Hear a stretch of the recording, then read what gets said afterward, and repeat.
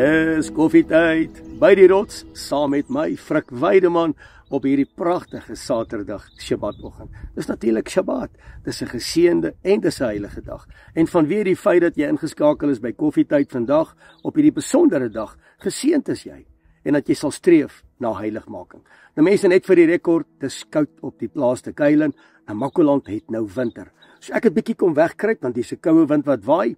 Ek sit tussen die braambos en hierdie pragtige rots en wat 'n voorreg om jou vanoggend te kan bedien met 'n baie spesiale woord. Ek het 'n woord vandag wat ek in jou gees wil kom deponeer. En dis werklik ook vandag my begeerte en my wens en my gebed vir jou, dat hierdie woord in jou lewe sal manifesteer. Dat jy die krag van hierdie woord in jou lewe sal beleef en ervaar. Dis vanoggend my gebed. Kom ek deel hierdie woord met jou. 1 Korintiërs hoofstuk 2 vers 9.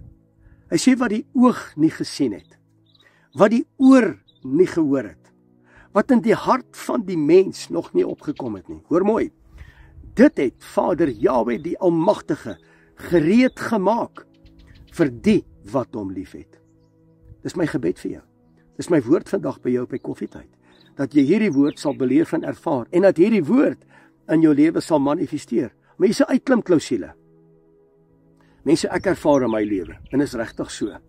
Ek ervaar in my lewe, ek het nooit gedink, ek gaan 'n plaas bekom nie. Ek het nooit gedink, ek gaan in 'n Makoland opeindig nie. Abba het gesê, trek jou wortels, trek na die noorde, ek sal vir jou wys. Ek het nooit geweet, ek gaan nie wees nie. Ek is nou bykans 2 jaar hier. En ek moet vir jou sê, ek verruil dit vir niks.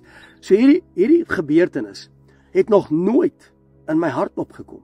Ek het dit nooit gehoor nie. Ek het dit nooit gesien, beleef en ervaar nie. En hier is ek. Ek is hier, want ek het hom lief. En as ek vandag vir jou vra, wil jy dit beleef en ervaar? En dan net, ek is niks. Ek is regtig niks. En Abba het my kom guns gee. Hy het my kom seën met dit wat ek het vandag.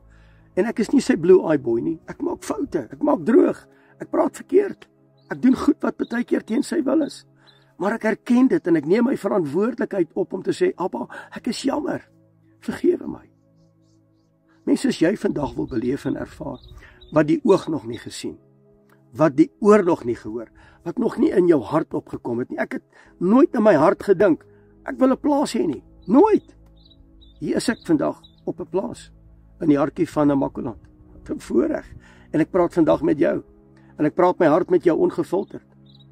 Hier kom die uitklimklausule. Dit het Vader Jahweh die Almagtige gereed gemaak vir die wat hom lief het. En nou gaan almal sê, maar Frik, ek het hom ook lief. Nee, wag so 'n bietjie. Het jy hom regtig lief? As jy hom lief het, sal jy doen wat hy van jou verwag. Sal jy gehoorsaam wees aan sy woord, aan sy instruksies, sy gebooie, sy verordeninge? Sal jy sy feeste, sy afsprake erken in jou lewe? Sal jy sy Shabbatte eerbiedig? Wanneer jy hom lief het, sal jy dit doen wat hom behaag? Het jy al ooit gedink, wat voed Vader in die hemel? Jou gehoorsaamheid. En wanneer jy dit doen, dan weet hy, jy het hom lief. Meester Yeshua is in die woord, in die boek van Johannes hoofstuk 14 vers 15, en hy sê, as julle my lief het, bewaar my gebooie. Doen jy dit? As jy dit nie doen nie, het ek nie vir jou antwoord nie. Ek is jammer. Wie wat is ons erfenis? Dink so 'n bietjie daaraan. Wat is ons erfenis wanneer ons dit beleef en ervaar? 1 Korintiërs hoofstuk 2 vers 9. Wie wat is ons erfenis? Dis Jesaja 11 vers 2. Dat jy gevul sal word met raad, met krag, met wysheid, met kennis, met sterkte, met verstand, en dat jy die vrees vir Vader Jahweh die Almagtige weer sal hê. Mense, jy moet een ding onthou. Jy moet onthou wie is saam met jou. Dis koninkryksengele. Soos jy in die oggende opstaan en sê, Abba, ek verklaar vandag en ek meld aan vir gehoorsaamheid met betrekking tot u woord.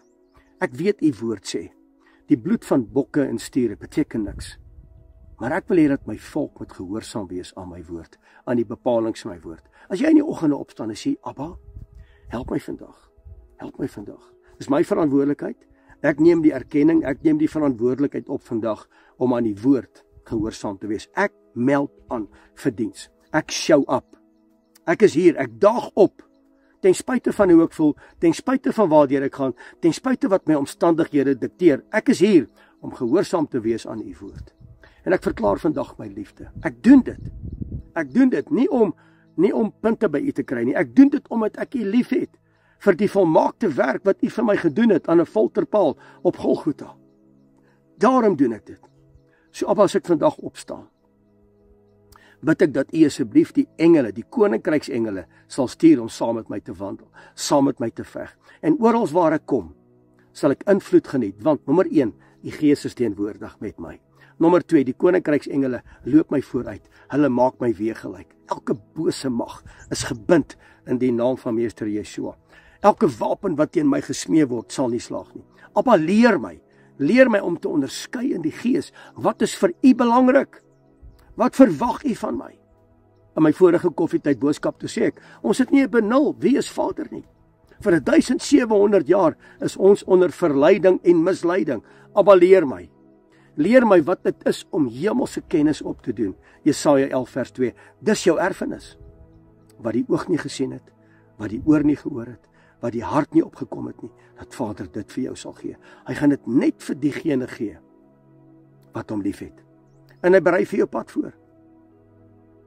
Mense, en ek besef net dat ons is professionele sukkelaars. Ons wil sukkel. Ons maak die lewe vir onsself baie moeilik. Alles is gekompliseerd. Alles is 'n issue. Alles is moeilik. Dit is nie. Jy maak dit moeilik. Jy maak dit gekompliseerd. Dis eenvoudig. Jy check hom, jy balance hom en jy neem 'n besluit. Vader soek besluitnemers. Nommer 1, gehoorsaam aan sy woord. Hoekom sukkel ons? Hoekom is ons professionele sukkelaars? Dan is ons op, dan is ons af, dan is ons op. Frik. Is dit nie grensend tot prosperity nie? Nee. OK, kom ons sê jy's reg. Kom ek bid dan vir jou. Vader, ek bid nou dat hierdie luisteraars wat daai aanname maak. Ek bid nou Vader dat die balje elke 6 maande aan hulle deur sal klop. Elke 6 maande kom klop hierdie ou en hy kom skryf op jou meubels en jou karre, jou messe en jou varke. Wil jy dit hê? Nee. En daarom kom die woord en hy sê, ek het gekom sodat julle die lewe kan geniet en 'n oorvloed daarvan kan hê. Die duiwel het kom steel, slag en verwoes. Bind hom, maak hom kragteloos in die naam van Meester Yeshua. Ek sluit af met hierdie pragtige gedeelte, Esegiel 37 vers 14. Hy sê, en ek sal my gees in julle gee. Is dit nie amazing nie? Ek sal my gees in julle gee. Hoor mooi, dat julle lewendig kan word. Dat hy slumbering spirit vandag sal ontwaak. Dat jy besluite sal neem om aan te meld vir gehoorsaamheid. Hy sê, ek sal my gees in julle gee, sodat julle lewendig kan word. Mense, dis vandag my gebed.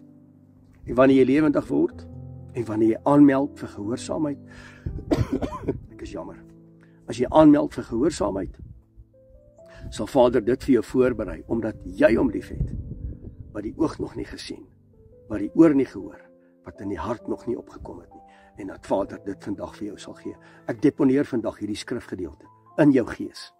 Vat dit, carpe diem, maak dit jou eie, wandel daarin, wees beskikbaar, show op, daag op vir Vader se koninkryk. Mense, baie dankie. Dankie dat jy vandag ingeskakel was by Koffietyd saam met my in die Arkie van Namakoland, hier by die pragtige rots, en mag die guns en die goedheid van die lewende God met elkeen wees. Tot die volgende keer, van my kant Frik Weideman, Koffietyd, Shalom.